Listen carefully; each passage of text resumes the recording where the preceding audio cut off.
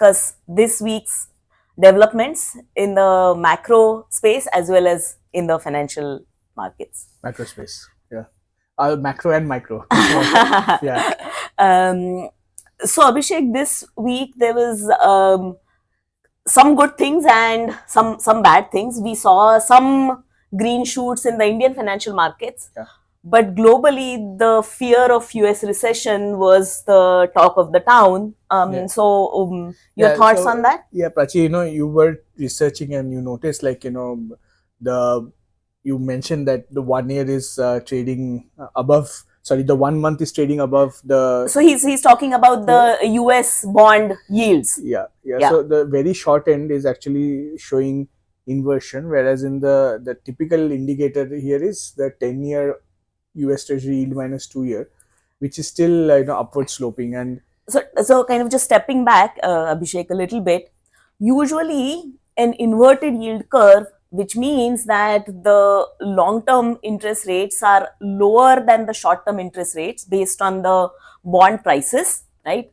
That is an indicator of upcoming recession, right? So Abhishek is talking about that. Abhishek, please continue. Yeah, and every time this has happened, except for one time in history, it's always been followed by recession. This happened very recently, and now it's inverted back. So all the economists are confused, what is happening. So one thing we have to understand is that all these indicators used to work when we had, let's say, World Trade Organization, tariffless, economy, frictionless economy.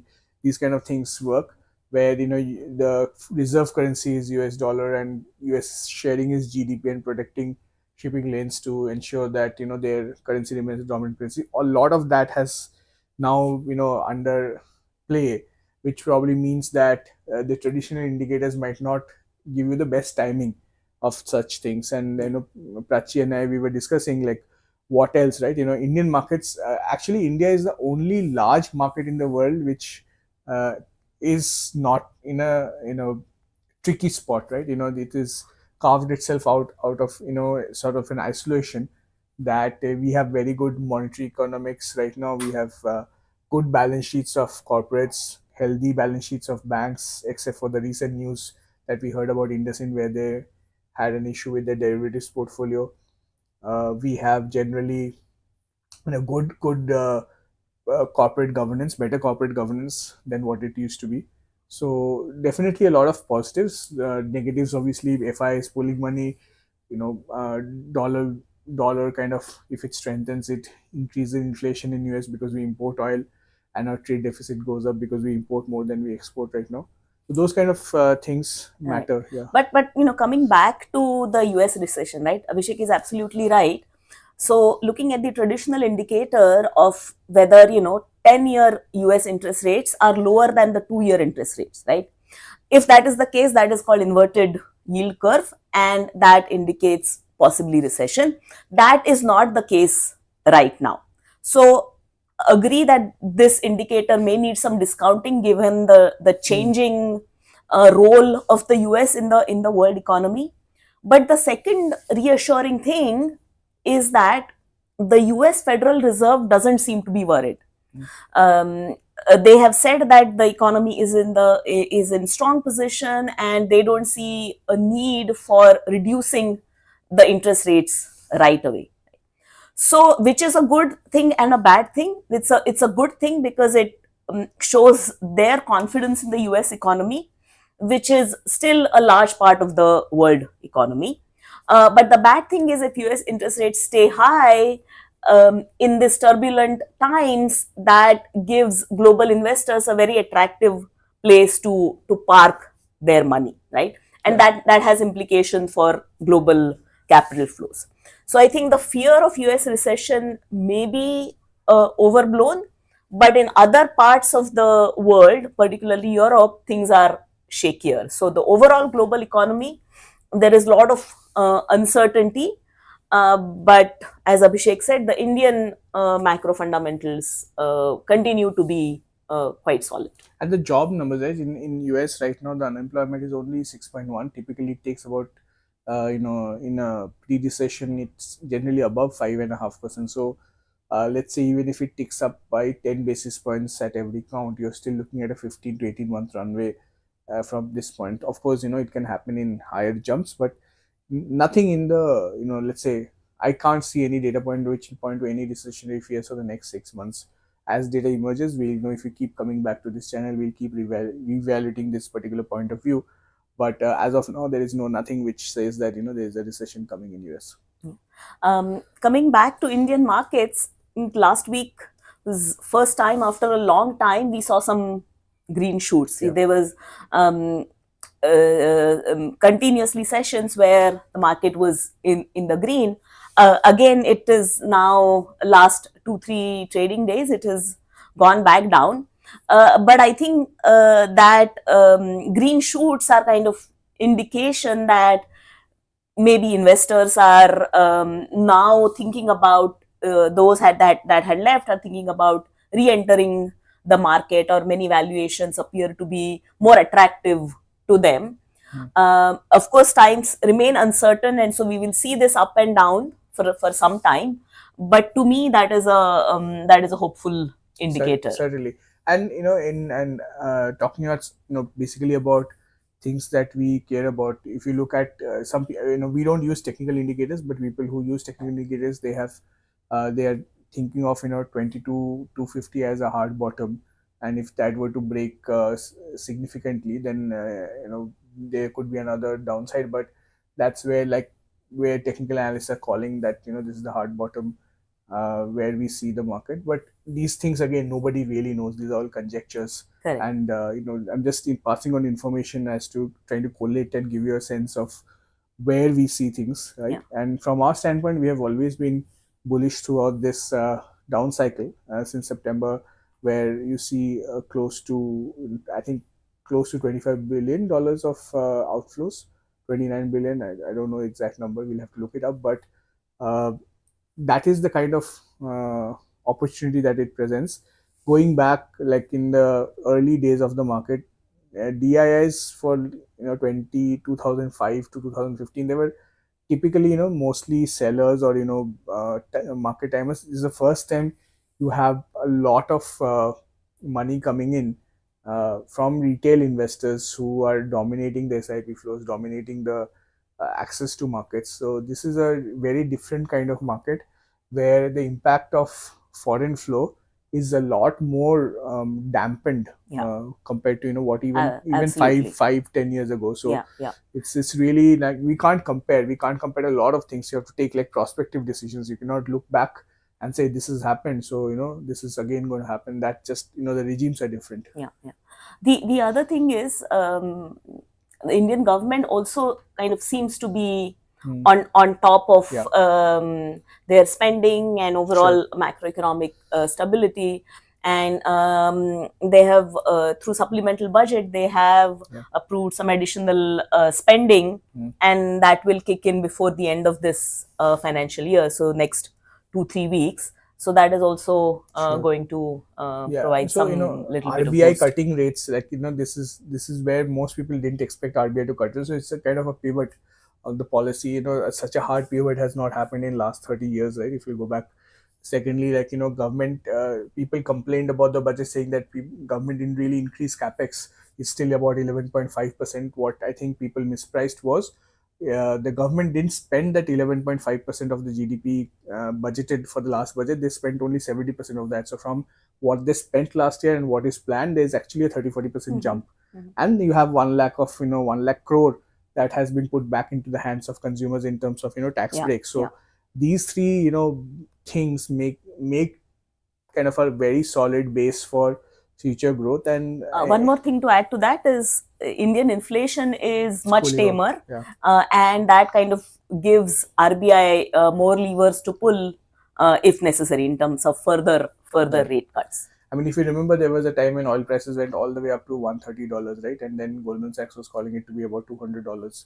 So see, I think having oil around $70, $80 for last many years is very beneficial to India, because as we are transitioning away from oil based mobility, it gives us that time, right, where we don't have to sustain high inflation while we reorient our India has added about 10 gigawatts of solar. India wants to probably will be adding multiples of that in the next 5 years. So addition of solar property, right, and addition of and moving away from oil, where oil prices are probably depressed or reducing, gives us a lot of headroom, as well as the other factors. Yeah. So that puts us in a very good position. Obviously, timing wise, 6 months here and there in markets, you have to be prepared, and there is always going to be these periods of doubt, moments of doubt, whether you are entered at the right time. The only people who have stayed long enough know that there is no right or wrong time. It's only the time that you spend in the market. Yeah. Okay. Excellent. So we had asked last time to post some questions if you watch this later. And so we have some questions. We will answer those questions now. One feedback that we got on last week's episode, that the audio was not good. We have tried to fix that this time. And so please let us know if the audio is better this time. Okay. Kiran Shinde. Yeah. Kiran Shinde is asking, like, you used to send us newsletter. We still do that. We try to send it every 3-4 months. It takes time to prepare the whole research report, and then just for people to know, like, our subscribers always get our rationale, which is a detailed research report on individual companies. What is the reason we buy some of these companies? So we always share that, because you've paid for it. Secondly is that he's asking best PMS in India, and basically he's talking about one of the famous PMS managers, Mr. Kenneth Andrade. So please start sending newsletters, sharing your thoughts, and please try to become more active on social media. I mean, we are trying. Yes, this is kind of an effort in that direction. We appreciate your support, and we will continue to be more regular. I think we'll be sending the newsletter at least for listed venture capital by end of this week. Nanocap champs, golden opportunities, value momentum. We'll send these newsletters out by Friday. So if you're a subscriber to any of these baskets, very soon you're going to get the newsletter. If you're not a subscriber, get one to make sure that you have the newsletter in time. Secondly, this is Kakashi Hatake. Kakashi Hatake sounds like, I don't know, it's a pet name, I'm guessing, but that person is asking, how should I select the best mutual fund for investing? Earlier I used to do SIP in quant small cap fund, but after SEBI inquiry came on them last year, performance has taken a massive dip. What factors should I look at while selecting best mutual fund? So this is not a very straightforward question, Prachi. I think I've spent 5 years of my life researching how to select the best funds, and even then we used to get it wrong. There are many factors. I'll give you a framework. I mean, instead of giving you a fund. So first, of course, you look at the people behind the mutual fund, how talented they are, what kind of track record they have. Are they from the best pedigree that you can get in terms of education and past work experience? Second is what is the process that they follow. I mean, in India, unfortunately, like if you look at a CRISIL or Morningstar rating system, 50% of the weight is given to the performance. And performance is a result of many other things, like, who are the people, how are they selecting the stocks. Performance is an outcome. It's not something which you can chase. And this is something which you have to be very clear about when you're selecting a mutual fund. You're selecting the people, fund manager, you're selecting what kind of process, you're selecting, for example, what kind of past performance they have generated based on that. So that's some indication of what can happen in the future, but by no means the final answer. And then, of course, you have to look at things like governance, right? Has the fund manager changed too often on that strategy? Is it too big in terms of, like, if they're selecting in small caps and they have 80,000 crore market cap, can they successfully deploy that kind of money into the market? There might be funds which can only deploy, say, 200 crores, 300 crores, and they're not available in a mutual fund format.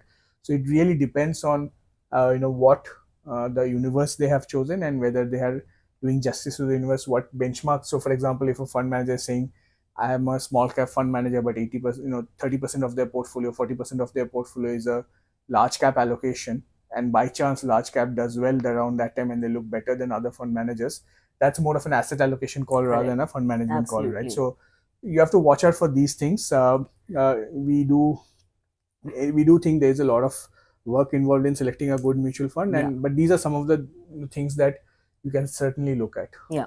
And just adding on to that, reinforcing the idea, in the short term, the performance can be very, very noisy. So selecting just based on short term performance does not necessarily give you the best mutual fund. Also, within a category, kind of, you have to see which ones have consistently delivered better than their peers, but over a long term, right? Again, in the short term, it could be just matter of luck. So those are some of the things that that you should look at. I would say, like, somebody who has performed better than the others over a 5-year term, it cannot be luck. It has to be skill. But anything less than 5 years, 3 years even, like, you could get lucky over 3 years. So that's why tenure and track record and the amount of track record, the length of track record are very important criterias. But relative to a benchmark or within a category, that is important, because across categories it could be driven by how different asset classes have behaved over that time, and that's related to market cycles. And of course, as mutual fund managers, you also have to take care of the fact that you have cash coming in and you have people who are redeeming the funds. So you have to maintain a cash buffer, which also helps or withdraws from the performance. We have a live question. We have a live question, which is Shubham Singh is asking, I want to learn stock market trading. Where should I begin? I think the first thing you should do is basically look up. When you say trading, I'm guessing that it means like very short term, right? So typically there are 3 kinds of market: semi-strong, strong, and weak markets. Strong markets is where public and private information is fully priced in. Semi-strong is where private information is sensitive, public information is priced in.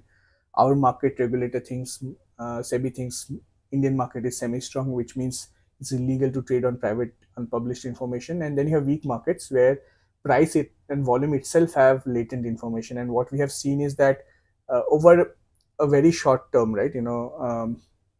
Let's say like 1 month to 6 month time frame, this kind of short term, this is called short term. And here price and volume, markets, and they do not have any meaningful information beyond that. Over a year you can still probably predict to some extent which market is going. But in the very short term, right, I'm talking about like intraday scale, intra-hour scale, there's still some evidence that it's possible to extract information out of price and volume. So that's where you should begin. You should try researching what are the methods that people have researched already using academic research, where people are trying to estimate, predict price movements in a less than a day's time frame. Right, so that's where you should begin. Just one caveat. This is coming from a consummate long-term investor, that particularly individual investors who focus on like intraday trading, very small fraction of them actually consistently make money. So keep that in the back of your mind as you are trying your hand at trading. And this has been consistently shown in research across the markets in the world. It's not unique to Indian markets. So just keep that in mind as you dabble in short-term trading. I think, and that's also the right word, dabble, right? Because unless you've spent 10 years of your life like perfecting and researching, if you're just dabbling, you're basically gambling. And to that extent, you know the outcome. You can never gamble with all of your wealth, and if you do that, and if you lose, then you lose all of your wealth. So the best investment, if you really want to do that, is to spend at least a year and a half studying this before you even start trading. Right. So I think with that we have one more question. Okay. Omar is asking, Omar Sayed, how to benefit from this market crash. I mean, I think buy for the long term. I think that's the easiest answer. Right? that is the easiest answer, and that is also the most wise answer. Just because it's easy doesn't mean it is not true. this is kind of a good time To accumulate, get yeah. in. I mean, Yeah. I think I depending on how old are you, if you're a young person less than 25 years old, you should just buy a portion of the market and forget about it for next 20 years if you can. And if Yeah, you are yeah. able to do No, that, but even people older than that, Abhishek, yeah, if they have a horizon that is more than 5 years, if they are willing to stay, this is yeah, an excellent time to buy. certainly, certainly. And I think it's a great time to accumulate wealth. Yeah. Yeah, yeah, absolutely. Yeah. So I think with Um, that we are through, and it was nice getting your thoughts and questions. We really enjoy this. I think we have a lot of thoughts, and if you ask the right question, it just comes out. So please send us your questions, and if you find this information valuable, do let us know, and do like the video because we also need that. And see you again next week. yeah, absolutely. See you all.